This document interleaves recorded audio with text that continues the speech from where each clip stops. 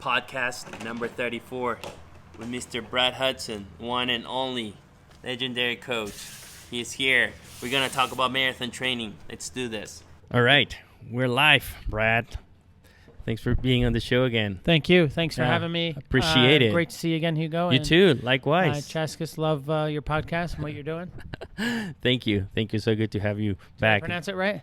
Chaskis. Chaskis. All right. You will love this. We need to talk more about, because it's like this ancient runners. So let's definitely not. Sorry. No, you're good. It's all good. I'm just telling Brad not to touch the microphone because it makes it static. Is this comfortable? You want to? Yeah, okay. It's great. It's amazing. You love the you probably heard the story of the Chaskis, like the Are those the guys that kicked the ball? No. Right? It's these guys that used to run in a relay system, and they worked for the Inca emperor, and they were the messengers basically. So they would run hundreds of miles in a day just to get the mail, or to get the fish from the fresh fish from the from the Pacific Ocean, bring it back to the Andes. They would carry fish? Yeah, I mean there's stories of all kinds of stories, but they were the messengers of the empire, and so the idea of rebranding Dig Deep to Chaskis was that they were not only amazing runners, but they were part of this community that work together towards a common goal, and so that's kind of like the spirit of. And how far was each segment? Did it vary? I mean, do you know the length of what am I talking about? The Inca Trail. When people do the Inca Trail tour, it's just, I think, 40 miles long. But the truth is that the real Inca Trail, it's thousands of miles long, because the Inca Empire consisted of several countries. Mm-hmm. With Peru being like the center of the headquarters, and then Bolivia, Ecuador, Colombia, some parts of Brazil. I don't think that they got into Brazil that much, but it was really, really, really long. So these runners, and they were not only great runners, but like swimmers as well, because they would have to cross all kinds of rivers, crazy, like they're duathletes already. So they're duathletes anyway. Yeah. So anyway, but I'm glad you're here. I think this is the fourth time that you're here. Like, so it's always great to have you back. Thank you for having me. Of course. And then today, we're going to focus the episode on all things marathon training, right? So a lot of people are training or are thinking about training for a marathon, whether that is the end of the year or especially next year. And I just want to invite you to, share your experience, your knowledge, give some good advice on whether you're training for your first marathon or you training for a PR. What are the things that people should think about, consider, to have a great experience? Because the way I think of it is like when we start thinking about training for something, what a great way to start that journey with great advice, in this case from you. So today we're going to talk about that, Okay. How do you want to kick it off? So I think maybe just start with how to start. I think so many people are registering for marathons and getting in lottery and hoping to get in fall marathons, winter marathons, spring marathons. Excuse me. I think the most important thing is to set a goal. It doesn't mean that it has to be a performance goal, but I think the most important thing is to have a short-term, mid-term, and long-term goal, and a lifestyle goal is, in order to reach those goals, you're going to need lifestyle goals. And so to have a goal, it can be just to finish a marathon. It can be, to beat Oprah's time. It can be anything. It could be to qualify for Boston. It can be to break 3 hours. It can break 2:30. It can be Kipchoge breaking 2 hours. So first have a goal, and I think break your goals into short-term, mid-term, and long-term goals. And then secondly, set up in order for you to reach these goals, you're going to have to set up some lifestyle goals. And so with your job, with your life, with your family, with other things you have going on in your life, how are you going to be able to accomplish this and break it down into master, like a long-term things you have to do to get this, like a mastery schedule, and then a monthly schedule, and then a weekly, and then a daily, and break it down to things you have to accomplish each day of the week, and what you're trying to do, and what's the purpose of what you're doing. Lifestyle goals. That's a great point. I mean, I think that that's where you have to start, I think. Right. And I think these are things that we, especially, I don't know, ordinary, everyday people, not necessarily elite runners, that's something that we don't necessarily think much about. It's more like, okay, I have a goal. I want to run this marathon, and then you sign up for it, and then you start training for it. But then we don't necessarily, I'm still working on it. Like, we don't necessarily think about the lifestyle changes or improvements or enhancements that we need to do to get us there. Because I think it's also a matter of thinking how important that goal is for you, right? Because sometimes, we have a goal, but we don't necessarily commit 100% to it. We just want to do it. Okay, perfect. And like you were saying, establish short-term and mid-term goals to get you to that. Yeah, and always be working on your long-term. So maybe, I coach athletes all different levels, and so it might be that an athlete, their short-term goal is a half marathon, maybe 10, 12 weeks from the marathon. And so maybe their goal is to just race the half at what they hope to race the marathon at, because they're just getting in shape. So that would be a short-term goal. And then maybe their midterm goal is the marathon itself. They're trying to break 3 hours or break 3:30 or whatever, break 2 hours if you Kipchoge. And so in order to break 2 hours in the marathon, you need to be able to break an hour and a half 10 to 12 weeks out. Similar, if you're trying to break 3, you're going to do 90 minutes and a half. So you break your goals down into segments of what you can accomplish, and what will lead. One thing leads to another, and those are short-term and mid-term. And then maybe your long-term goal is that you want to run a marathon every year for 10 years, or you want to break 250 and 5. Always be working on those long-term goals. No, this mindset is, of course, applicable to anybody, right? It doesn't necessarily need to be with people who want to run a marathon in super fast. This is everything. So all the science. I've been studying a lot of the sports psych, and a lot of the science. It's showing that people that are successful in all things in life are setting goals and breaking goals down in these small segments. They're way more successful even than people with way more education. People that set goals and are following through on those goals and are breaking them down into segments, one small thing at a time to accomplish. Right. So, no, you can be you could be trying to finish a marathon, or trying to run a fast marathon. The goals are going to be, the way to get there is similar. It's going to take a lot more training probably to break 2 hours in the marathon and a little luck. But whether you're trying to run 2 hours or 4 hours, you have to break your lifestyle down into things that are going to reach that goal. Right. Kipchoge, it might be he's running 130, 140 miles a week, and he's running, this half marathon under an hour. And maybe for another person, it's they run 3 times a week and they bike twice and they swim once, and it's 30 miles a week, but there's still things they have to do to get there. Like, do you want to talk about some of the lifestyle goals or changes that people should think about to implement to help them to get to their goal, or? Yeah, so I think people, at least the athletes that I've dealt with, they see the training they have to do running-wise to get to their goal. But in order to for something to be sustainable long-term, and also they need to fit that in their lifestyle. Fit that in, okay, are they going to get massage work? Are they going to get PT work? Are they going to, how is their diet going to affect how they're doing? What about sleep? The most important thing for athletes, is recovery. And so sleep being at the top of that list. You have to sleep tons to be great.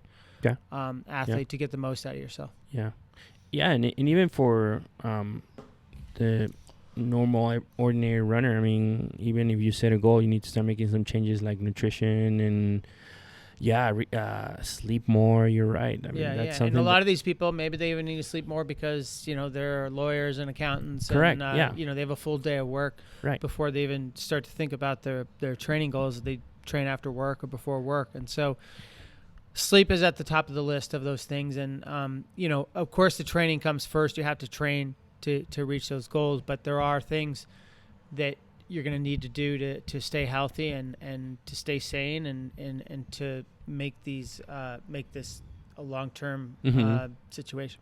Got it. So you pick a goal. What's next? I think What's next, Brad? I would say the next thing is to get a training program, or a training group, or someone online, or a mentor. Depending on what you're doing, find someone that has done it, who has reached the goal that you're looking for. It can be a training group. It can be just a training partner that you need, and figure out the training that you're going to need to reach this goal. That's sorry, keep going. Yeah. This is great. Yeah. This is great. So, not everyone benefits, not everyone loves a group or a huge group of people, but I think being accountable to a group or a training partner or a coach, someone that's going to help you reach those goals. The new thing in the modern age now is a lifestyle coach, and I think people are seeing the value in you need support, okay? And it doesn't have to always be someone that's 100% there at the site or at your place, but you need people that are in your corner.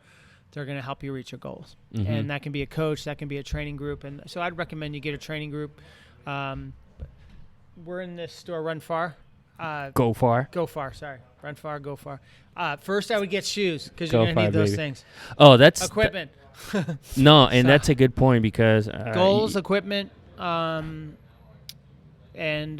group, training partner, training program, and then start to map out a master schedule of how you're going to reach this. Yeah. And blocking time out on your schedule when you're, from starting at your goal and work back. That's how I do in training. I start with, if I'm trying to get someone to run 2:10 in the marathon or 2:30 in the marathon, 2:25, you start with the actual race and you work back the training that you're going to have to do, because in the last 6 to 8 weeks, the most important training is going to happen. And so that training in itself can't be sacrificed. There's some things you do have to do. Right. Other than that, what are you going to do to reach that fitness 10 weeks out? So let's talk a little bit about what you just said. This is so much great stuff. Like, first, it's like or hire a coach or find a group, right? Yeah. You said something that I thought was really critical, important. A coach or a group that has reached the goal that you want to achieve, because they've been there. They know how it works. So, it's the same athletes come to me. I coach quite a few people online, and I've coached 3 Olympians.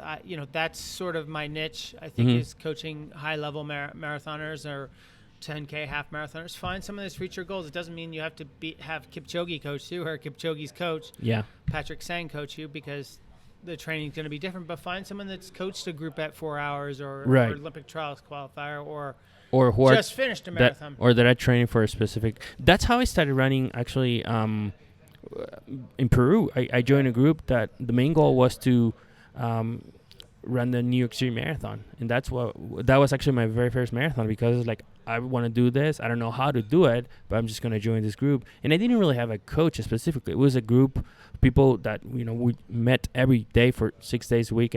But no, that's important. And then this idea of community, joining a group, because not only you feel that you're part of something bigger than yourself, but accountability, right?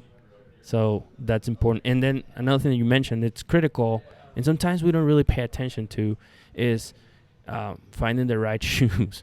There's so many, both used to work at running stores, and we know sometimes what people think about.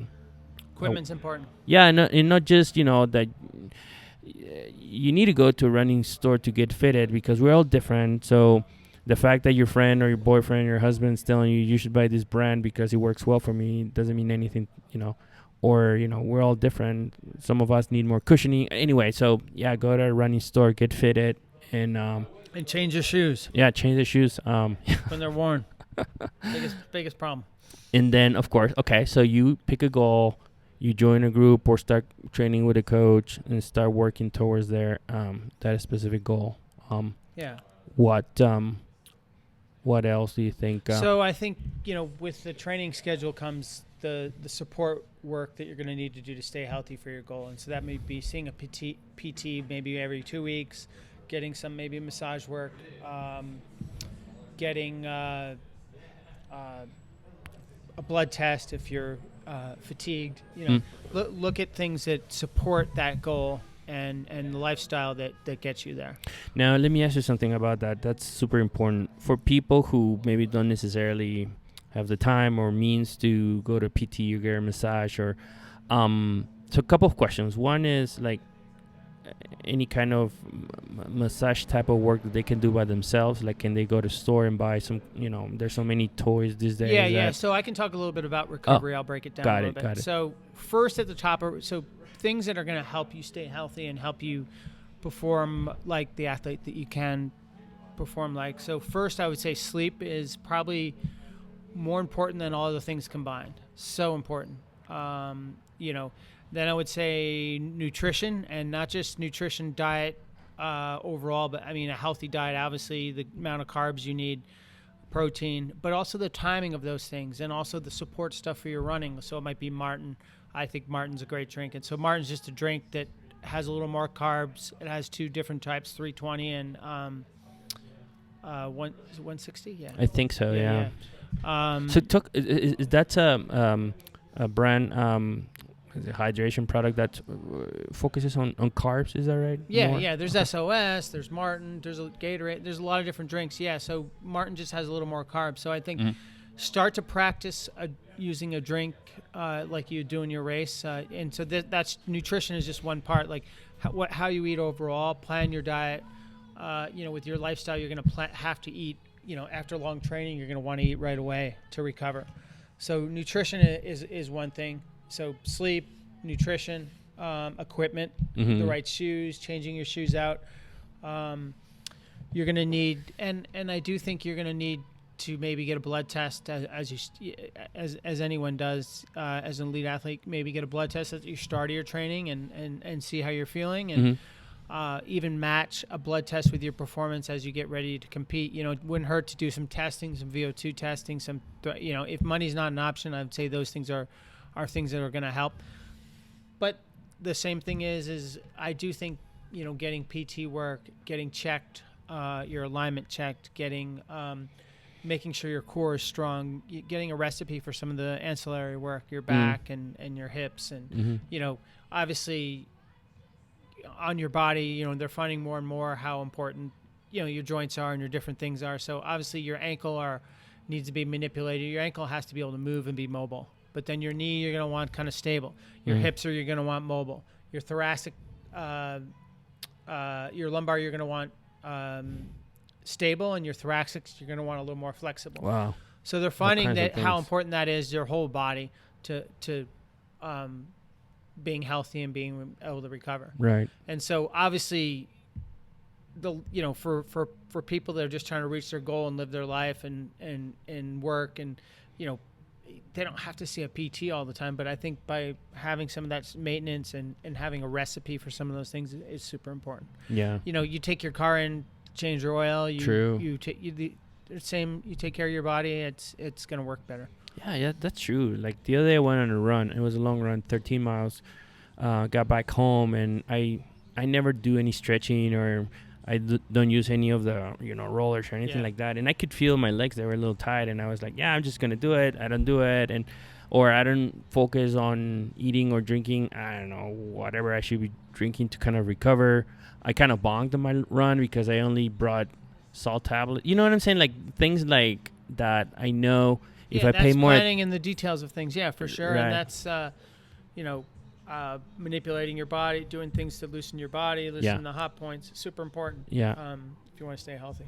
Now, for somebody who, let's say, doesn't have a lot of experience running, long distances, let's say somebody who, I don't know, runs 5-10Ks but has the goal to start, to run their first marathon next year. You were talking about blood work, or for people who are not necessarily that used to running, who are kind of starting to think about how to take the next step.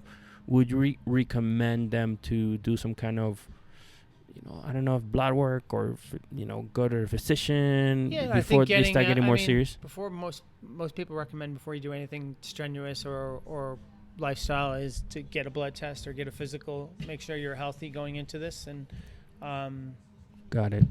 That's going to help you reach your goal. Right. Okay. And there's things now that can help you and these are outside of sleep and nutrition. These are further away in PT things that like the boots people are using. Oh, the Normatex. Yeah, using Normatex, stuff like that. And there's a lot of places now that let you use that stuff relatively cheap. So all that kind of stuff. Yeah, there's like places now where you can get that, or what is it? The cryo. I don't know. Yeah, the cryotherapy. Yeah, Is that work? Is that work? Yeah, Is it fad? I think I don't think it's a fad, but I think in its proper place it works, and I think it's tough to say without doing studies or only doing it one time. Most people do something once, they're like, that didn't work. Well, do it 50 times, we'll see if it worked. You know what I mean? So I do think for injuries and for things that need that, it helps. You were talking about sleeping. That's pretty important. Do you have any thoughts on? We're all different, right? But do you have any thoughts on the number of hours that we should try to? So I do think in? it's I do think everyone's different. There are a few freaks in the world that get away with 4 or 5 hours of sleep, like Bill Clinton was supposedly like that and never slept and was amazing. But most people are going to need 8 to 10 hours, and it's obviously one of the more important things. There's the most important thing that's going to set you right is getting sleep. Paul Radcliffe was famous for, like, the BBC would show up to interview her and she'd go, I got to take a nap. Like, it was important to her. And you need to build sleep into your schedule. Yeah, of course. Got it. Yeah, there's all these different things that it's one of the most important things. All the studies, for your mind, for your health, for your hunger, for your recovery, it's so important. Yeah, for your mind. That's true. Yeah. It's regenerating your brain all night is huge. Yeah. So go without sleep for a while. See how sane you are. Well, so I interviewed Addy Racy and Corey Connor 2 weeks ago, and they were talking about when Addy, I think she was running the marathon trials. I think maybe she was training with you. No, yeah, it was for the 10K. So it was, and she I couldn't think I know sleep. the story. Yeah. So it was 2:30 in the morning. She went out she was doing some strides and things like that. And I think she even said that she called you kind of freaking out, saying, hey, I don't know what's going on. My body feels weird. And then I think she said that you said, yeah, give it a try and see how it goes. And do you kind of remember that? Yeah. So she didn't sleep at all the night before Cal National, and she ran 2:36 PR and stuff. But, the body, as we get ready to race, something important, our fight or flight goes up, all those things go up. And so one night before usually isn't huge. You still want to try to sleep and rest, but your body's in a mode of carrying and firing. And so sleep is not always easy for elite athletes. But the ones, there are techniques you can do to do some things to relax your muscles, compress your muscles, let them loose a little bit, take melatonin, breathing exercises, meditation. There's a lot of things you can do to try to relax and sleep, and it is still important to sleep. I mean, I won the Columbus Marathon on 0 sleep. I ran 2:13 on 0 sleep, and I just watched HBO, and I was watching HBO all night eating snacks. But the thing is, that's Brad. I love it. The thing is, I was on the West Coast, and I used to stay up till I used to do my evening run like closer to midnight. Oh wow! Like 10 to 11 at night, and why I is still that? lived a healthy lifestyle. I don't know. I just liked the night. I liked running at night. Yeah, you used to be a night owl. I remember that from our podcast. I flipped a little bit. Yep. But so I was used to staying up till 2:30 or 3, and so you put yourself on East Coast time. That's 5:30, 6 in the morning. So there's no way I was going to sleep the night before. And so I didn't sleep a wink, just ate bars all night, had a cup of coffee, and went out and won the marathon. But it is important to get sleep if you want to have your whole system operating at its full capacity, and your mental system. You need to sleep well and sleep quite a bit. Most underrated thing there is.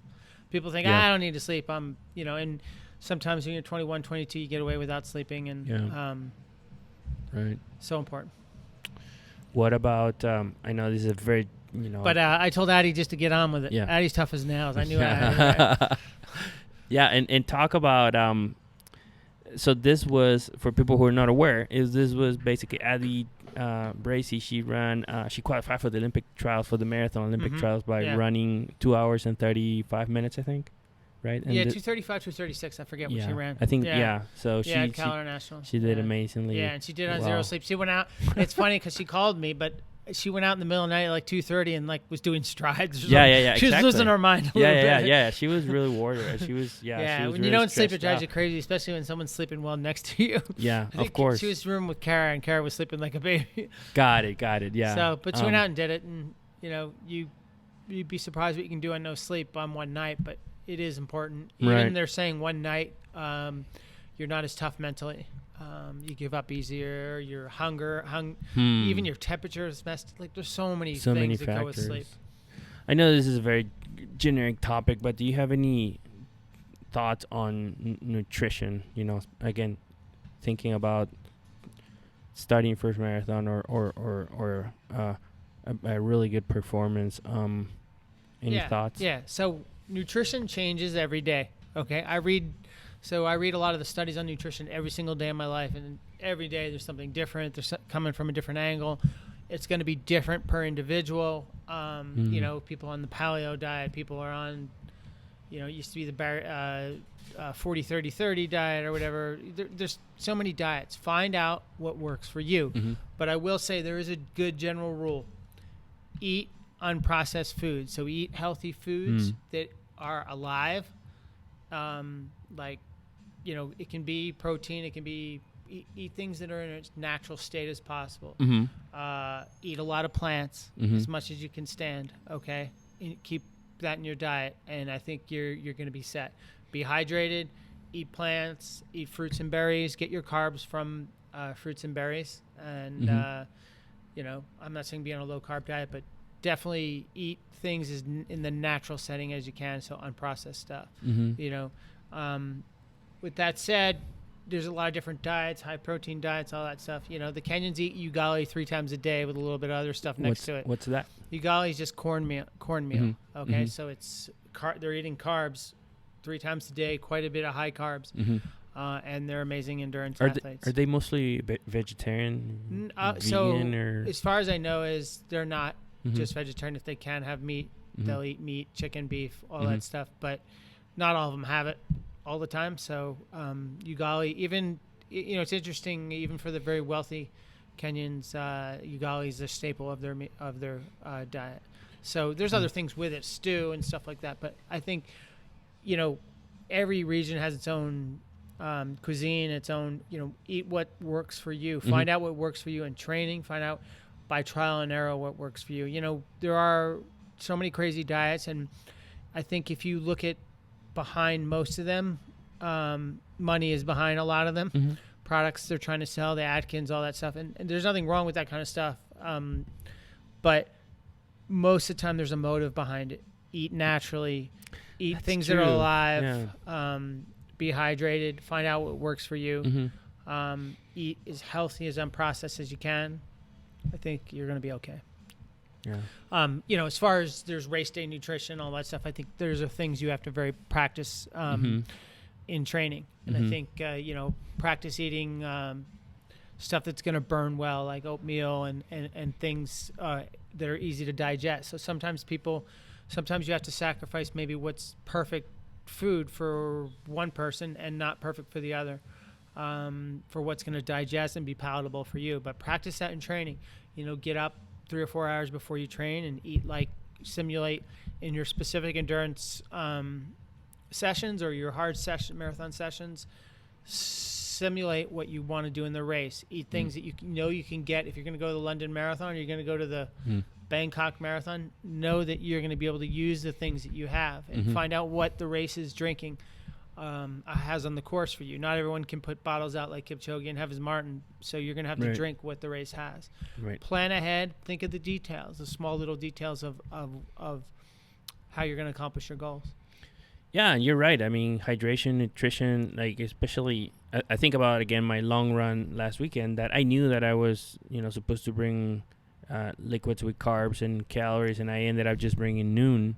And, of course, I was bonking, at the end of my run because it was hot, right? So it's just a matter of thinking ahead, some preparation, buy your gels or whatever works for you, your hydration drinks, and yeah, it's very, very individual. I mean, as you know, I don't know the ultra scene, but one of the talents of an ultra runner, yeah, they're talented runners and stuff like that, but one of the talents is, can they eat? When they you do a 100-mile race, those that can take in fuel and eat are going to be better athletes. That's right. That's the common denominator, is that they lose carbs and they lose fuel, so they need to be able to take that in.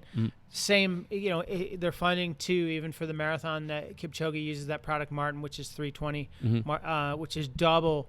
It used to be that 4 to 6% carb ratio was what people used in training, and now they're even using double. So the athletes that can take in the 320 versus the other product, their 160 or whatever, are going to be better off. And athletes I have coached have been able to take the 320, and it is better. Is Morton also does it has less sugar than other drinks? Would you say? I don't tried know it. The complete science of it. I know that it has when they came out with their gel, they're saying they were the first gel ever, because something to do with the absorption of their product is what's the name of the game, is how you absorb their product. And so I don't think sugar's a problem, but it may be for you. It may be for an individual. I think you want digestible sugars. You want sugars in your system when you're competing, but everyone's a little bit different. Not everyone can take sucrose, or some do better with fructose or whatever. You find out what works for you. Find out what works better for you, and try a couple different products. Right. Find out what the race has, so that you're used to that. Right. That's true. Do you want to talk about mental strength or the mental aspect of training for a marathon, or? Yeah. So what do you want to focus on? So lately, I've really got into studying the mental side and the mental training. And through the course of my career, I've had some amazing coaches. I think I've had 10 really good coaches, world-class coaches. I went through coaches like crazy, like Eminem's, like, yeah, I'll get rid of them. So I get that. But not one did mental training. That's okay. So that's exactly why I like talking to you, because I think that's something that you focus on that not a lot of people focus on. Sometimes we don't really pay attention to, And you read so much and you learn, so much about that keep going, because this is awesome. Yeah, it's an area I'm going into and definitely learning more and definitely delving deep into it, because I see the value of it and the need of it. And the more you coach athletes, you see the ones that are doing great versus the one. For some, it comes very natural. Their mental frame and their disposition is nothing bothers them. They have a lot of these attributes that they do naturally and stuff, but the mind is huge, and how it affects you, how it puts you in a positive mind frame is so very important. And so things like visualization you can do, a few times a week by yourself. Think about, watch, if you're training for the Boston Marathon, watch a film of the Boston Marathon. It can be Spirit of the Marathon. Watch someone that's reaching goals that are like yours. Okay, and then spend 10 to 15 minutes actually seeing yourself, and this is outside of training, seeing yourself reach those goals. How would you recommend people to spend that time? Like just meditating, closing their eyes, and thinking about it, or while working out, or so you're going to do it in every phase of your life. So the first thing I'm talking about is to do this outside of your training, is start to think about you being successful. Yep. And once you've done that, see yourself being successful. And I'm talking go through the warm-up, what that feels like, what your thoughts are going into the race. Okay. And so important is breathing and all that stuff, but also what type of person are you? Are you someone that does better being super relaxed? Are you someone that does better a little hyped up? Find out the state that you are best in and practice putting yourself in that state. Okay. So outside of training, you're visualizing, you're watching, maybe you're getting ready for the Olympics. You watch Galen Rupp or Kipchoge win a medal. All these big runners. Okay. Yeah. Then try to actualize yourself getting ready for that. Okay. What your warm up is going to be, what your mind frame is going to be going into your race, how how does a champion hold himself? How does someone that reaches these goals hold himself? Confident. I got into sports psych reading and studying, and I read a lot of things over and over again because, the studies show that people forget 3/4 of what they read 24 hours after they've read it. So, but I picked the winner of Chicago Marathon.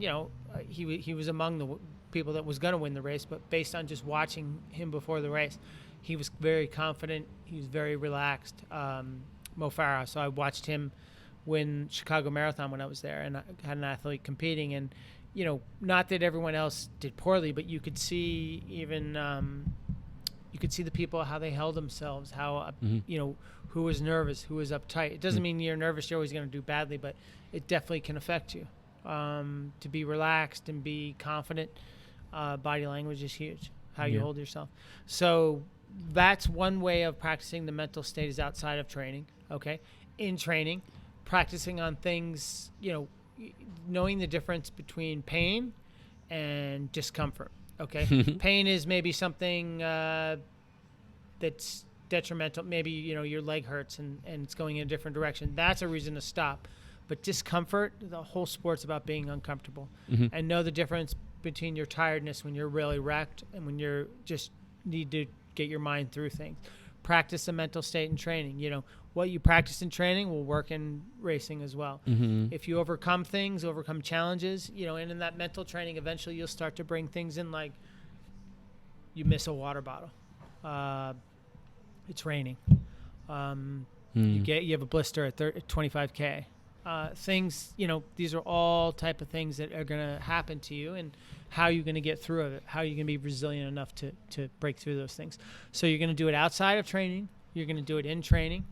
And you're going to practice exercises, breathing and putting yourself into the mental state that you need to be in to reach your goals. And, I told you I had 10 coaches, and not one of them ever gave me a mental. They always said it's mental, but they never did anything about it. Right. Even people that had, a coach I know that had his PhD in exercise in sports psych from an Ivy League school. A few gave me books and stuff, which I think is starting to go that area. But you have to train your mind. If you want to be strong mentally, you want to reach your goals, you're gonna have to go through things in training and outside of training that overcome obstacles and also put you in a positive.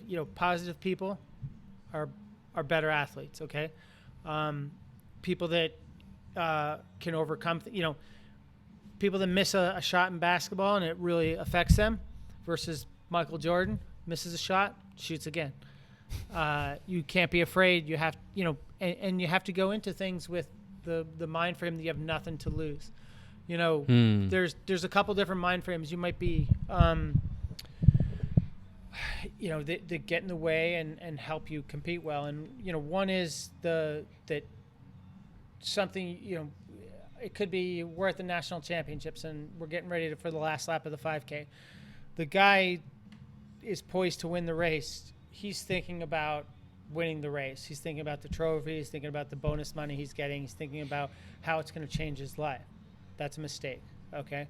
The next mind frame that's not good either is thinking about maybe messing it up. You're leading a race. You're going to win, but think about like, how am I going to look if I mess this up or I lose it?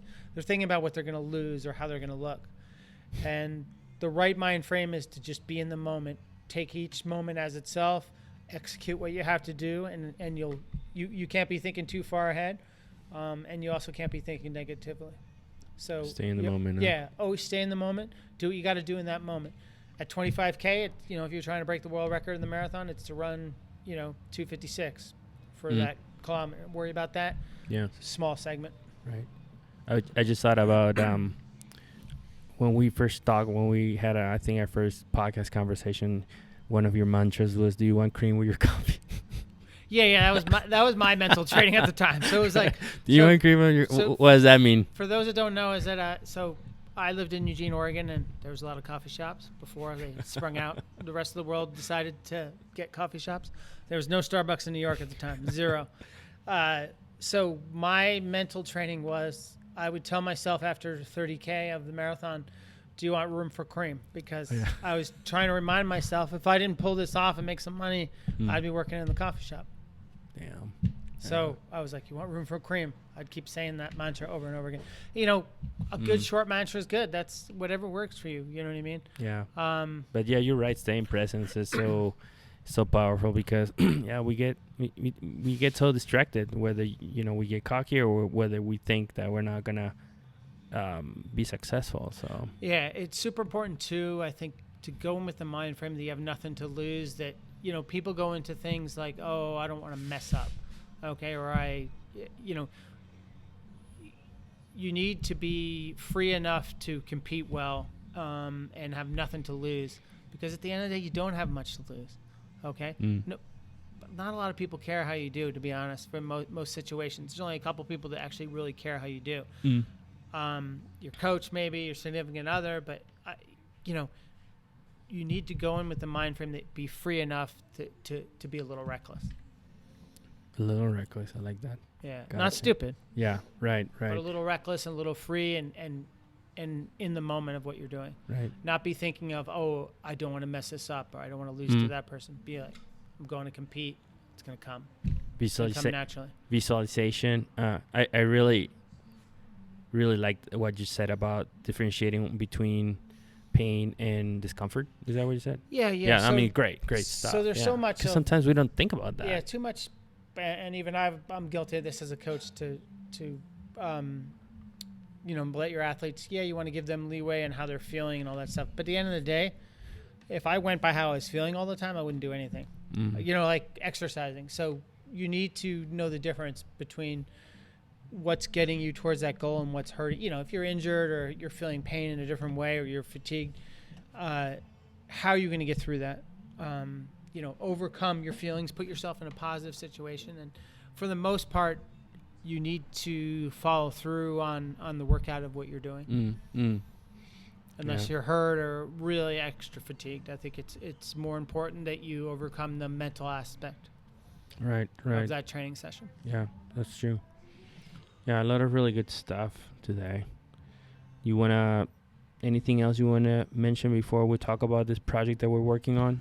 Yeah, so this is all leading up to what we're going to talk about here in a second. I think regardless if you're trying to break 2 hours in the marathon or 2:05 or 2:10 or 3 hours or 4 hours, it's all the same. A lot of the mental preparation the same that you're going to need to do. Got it. Cool. So the reason why I was saying this is because Brad and I are working on a project. Basically, we're just putting together a training camp that's going to be focused on marathon training. So whether you are thinking about running your first marathon or a specific result, a PR or qualifying for Boston, just basically want to... I reach out to Brad because I honestly, he not only has tons of knowledge on all things marathon training, but another thing that in what you just mentioned before that I think a lot of people don't do is this mental aspect thing. And so the goal with this camp is to help people achieve their goals, whether that is to complete your first 26.2 mile run or get a Boston qualifier or, I don't know, have your best PR. So we're still working on this, but so far, okay, the goal is to do it late January of next year. We're targeting doing it in the Phoenix, Tempe area. Why? Because Boulder is still pretty cold. And why this early in the year is just because of, imagine starting your year, 2020, you have this goal that you want to run this marathon. Start the year the right way with the best tools, with the best advice, and, start the year strong. And so... get some momentum. Yeah, exactly. So do that. And we're still working on whether this will be one or two camps, in the sense that maybe it will just be one for just first timers, people who just want to focus on finishing the first marathon, or and maybe another one will be just for people who are focused on a specific result, or people with maybe more experience. So we're still gathering some input from people. It's going to be an adult boot camp, fitness mental accelerator. Yeah, for your year, for your life, for your goals. But that's exactly why I get excited about this, because I'm like, when I first started training for a marathon, I was like, I wish I knew like the right resource or the right source to just go and learn the good stuff from the beginning, instead of trying to figure out by myself. And so, people who do come to this camp are just going to get the best advice from somebody who has tons of decades of successful, of success training and athletes from, Olympians and professional elite runners, but also, everyday ordinary people. You coach a lot of people who, I do. Are... I coach 7 people online at the moment, and they're not all world-class athletes. Yeah. Some are, aspiring, but I coach a lot of different types of people, and, I try to coach them all very similar. Right. And something else I was going to say is, okay, so it's going to be in Arizona, so good weather at the end of January. It's all inclusive, still working on details, but lodging is included, transportation is included, meals are included. So that means that we're gonna pick you up from the airport. We're gonna take you everywhere. We're probably gonna go to a running store to get some shoe fitting if you need that.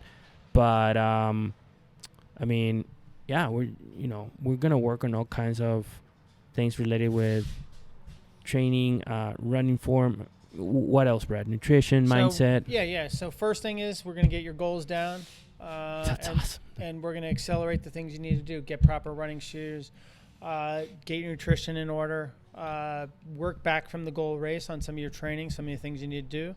Short-term, mid-term, long-term goals, lifestyle goals. We're going to go over injury prevention. We're going to go over some of the ancillary work, stability work, mobility work. Weight training. Yeah, the things that we don't think about. Yeah. We're going to pretend you're Kipchoge and you're about to break the world record in 12 weeks, and we're going to prepare you for that. Well, for your own world record. Love it. And then we're also planning to have people maybe run the Phoenix. The rock and roll half. Half. That'll be an awesome, good starting point. Yeah, great highlight. Great way to end the camp. There's nowhere better than Phoenix. In January. Yeah, huh? I believe. Yeah. I was at the Rock and Roll last year, and it's beautiful. It's a great race, but the weather is superb. Yeah, awesome. And what a great way to end the camp, after learning all great things, good stuff from you, like running a half, and then we'll celebrate that at the end of the day. Maybe I'll take you fishing or something. I went fishing and lost my pole because a big carp pulled it in. And of course, other projects as well. Maybe do other camps that are focused on other types of races or other types of types of runners. I was thinking maybe like for runners over 40, like me. Who knows? Yes, it's an adult camp. An adult camp. So we're still working on details, but what I would encourage people, if you're interested, if you're thinking about running or training for... Put a big deposit down and we're ready. Not yet. Nah. But what I would do is, again, if you're thinking about training or doing your first marathon in 2020, or you're looking for a PR and you're interested in learning from the best, period, just go to the website, chaskis.us. That's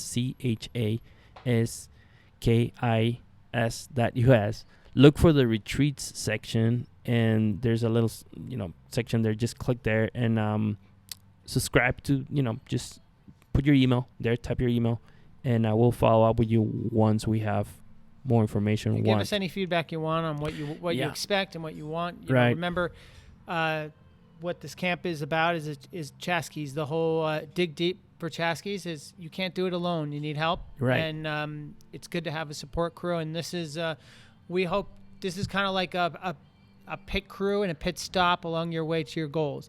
We're going to accelerate you, hopefully put your mind and body in a much better place to reach your goals. And you're going to do it with positive, like-minded people. Gosh. Should I be selling something? No, this is amazing because I'm like, now you want me to like think about specific goals. Like, for instance, I've always, well, I don't want to say I've always, but I've been thinking about why can I think about qualifying for Boston? It's not because I can't. It's just because I've never really thought about applying myself to the, so I think we can all achieve our goal. So yes, we can. We can. So anything else, Brad, before we we wrap this up. As you, you have anything? well, people want to reach out to you. Where can they find you? So you can reach out to me. My email is hudsoncoachingmarathon@AOL. Cool. Yes, I still use AOL. That seems to be a topic. And you can reach out on Instagram, coach_Hudson. I have a book. I have a couple books for sale. I have the Young Runner. I have the Black Book Redo, which is workout manual, and then I have the book Run Faster. You can buy all the books if you want to know a little more information on that, or just contact me directly. And please reach out. We hope this can help you. Yeah, awesome. Thank you for being on the show. Yeah, Appreciate it, man. Thank you so much. Always a pleasure. Likewise. Thank you.